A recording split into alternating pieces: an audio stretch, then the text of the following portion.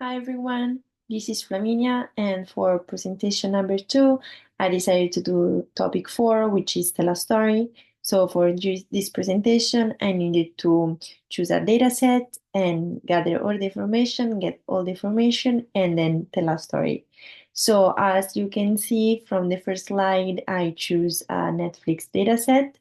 So basically what I did is to go on Kaggle platform, which is a platform where you can find a lot of different data set, and I choose the Netflix movies and TV shows dataset, and I went over here. I circle it in red so you can see. I clicked on new notebook, and I got this screen and then after getting the screen, I could start work and I could start getting all the information that I wanted to get. And I found it very easy because I didn't have to open any other like application. So I found it very nice and very smooth to work with.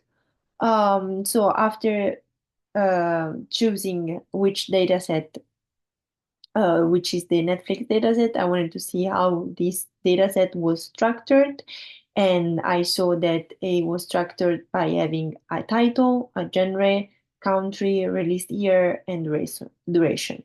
So was how the dataset was structured. So after seeing this, I wanted to see the most common genre, so which one is the most genre on Netflix? And I see that scientific are the most common ones, followed by historical, thriller, drama, and comedy.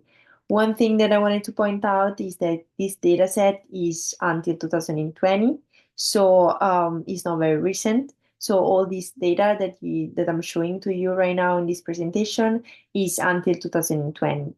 So just one really quick thing that I wanted to point out to let you know that this is not the actually current data from 2024. Um, but moving on, the second thing that I wanted to show you guys and to find out also is the dominant country of production. So I saw, and you guys can also see from this graph that the US is the country that released the most movies on Netflix platform, followed by UK, Spain, and Germany. Um, Again by 2020. This slides I found it very interesting. Is the pattern in release years, which means how many movies Netflix was able to release by years on its platform. And we can see that until 2008, this dot over here, we can see there is not very a grow. It's pretty like stable and nothing really is going on. And we can say that Netflix was just like a normal streaming platform on the internet, like many others. But from this dot year, which is I guess 2008 until 2020, there was a huge peak, and this peak, I did some researches and I found out that this peak is due to Netflix being able to produce its own movies.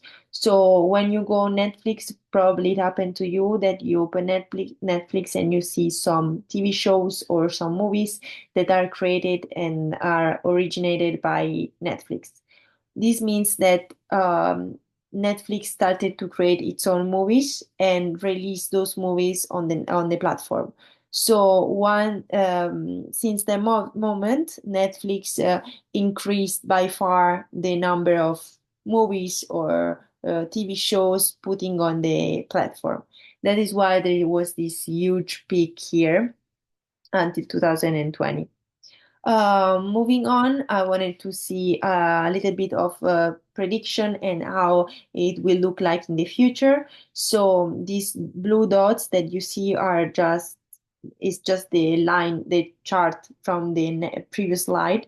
So imagine there is like the line that you saw in the previous slide, and this red line over here is the prediction trend for the future. So means that like how many movies or TV shows Netflix is gonna be able to produce in the future. So we can see that there is a steady growth consistent growth for the next 5 years. So from 2020 to 2024, 2025, sorry, we can see that there's going to be a steady growth. So Netflix is going to produce a movie on a steady grow pace on Netflix.